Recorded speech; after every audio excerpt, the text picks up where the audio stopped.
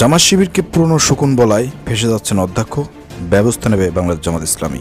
বিস্তারিত ভিডিওতে থাকছে, সম্পূর্ণ ভিডিওটি দেখেন তাহলে বুঝতে পারবেন। আসসালামু আলাইকুম রহমতুল্লাহ। স্ক্রিনে দেখতে পাচ্ছেন কালবেলার একটা নিউজ। জামাত শিবিরকে পুরনো শকুন বলায় অধ্যক্ষের বিরুদ্ধে ব্যবস্থা নেবে জামাত। আসলে ঘটনা কি ঘটছে, কোথায় ঘটছিল, একটু আমি আপনাদেরকে একটু বিস্তারিত বলতে চাই। ভিডিওটি শেয়ার করে অন্যকে দেখার সুযোগ করে দেবেন।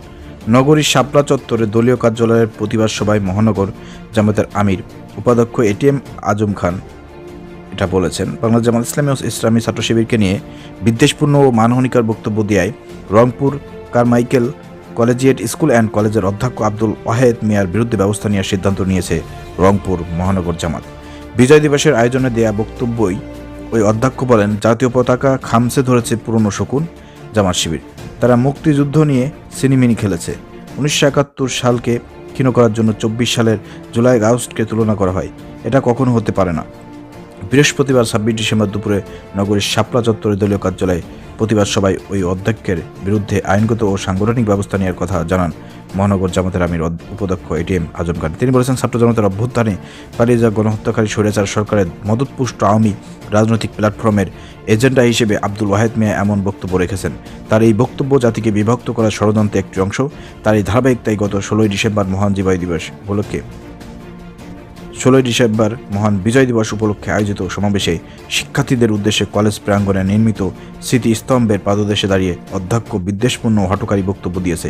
এই সময় তার দেয়া বক্তব্যের প্রতিবাদ জানিয়ে উপস্থিত শিক্ষার্থীরা বিগত সরকার এটিএম আজম খান বলেন, জামাত ইসলামী প্রতিষ্ঠার লগ্ন থেকে দেশ ও জাতির কল্যাণে নিয়মতান্ত্রিক, গণতান্ত্রিক ও শান্তিপূর্ণ উপায়ে সব কর্মসূচি চালিয়ে যাচ্ছে।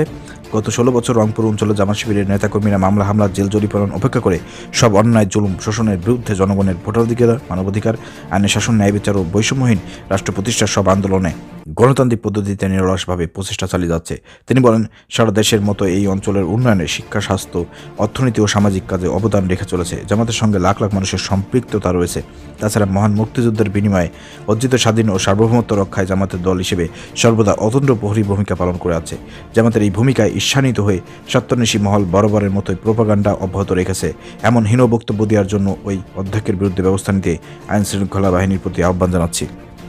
অতিবিলম্বে ওই অধ্যক্ষকে গ্রেপ্তার করে আইনের আওতায় আনতে হবে, না হলে কিন্তু যে কোনো ধরনের অনাকাঙ্ক্ষিত ঘটনা ঘটে যেতে পারে। কারণ সে এমন এক ধরনের একটা বাক্য ইউজ করেছে যেটা আসলে খুবই কিন্তু মাথায় খুন উঠে যায়, এরকম একটা বাক্য সে ইউজ করেছে।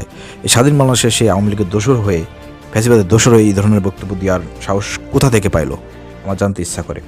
তো পুলিশ প্রশাসনকে বলবো একে গ্রেপ্তার করে আইনে আওতায় আনেন, না হলে কিন্তু যে কোনো ধরনের অপ্রীতিকর ঘটনা ঘটে যাইতে পারে, তারপর কিন্তু জামাত শিবিরকে দরিদ্র করা হবে না। আশা করি বুঝতে পারছেন। এবং এই ধরনের সাহস সে কোথা থেকে পেলো, এর একটা উচিত জবাব দিতে হবে তাকে। উচিত জবাব দেওয়ার জন্য যারা আছেন ছাত্র জনতা, আপনার সময় প্রস্তুত থাকবেন। নেক্সট যাতে এরা যাতে সুযোগ না পায় এই ধরনের বক্তব্য দেওয়ার, সেই ব্যবস্থা আপনারা করবেন। ধন্যবাদ। আসসালামু আলাইকুম রহমতুল্লাহ।